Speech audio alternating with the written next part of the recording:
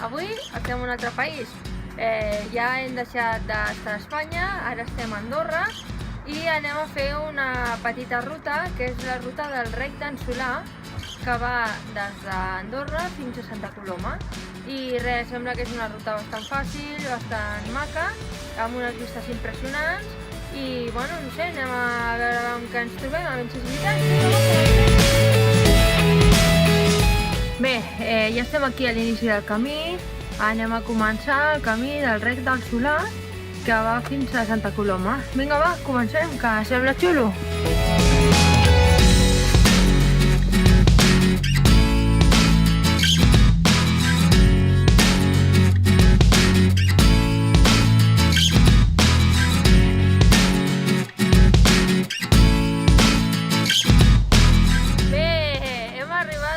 Del camí del Rec del Solà.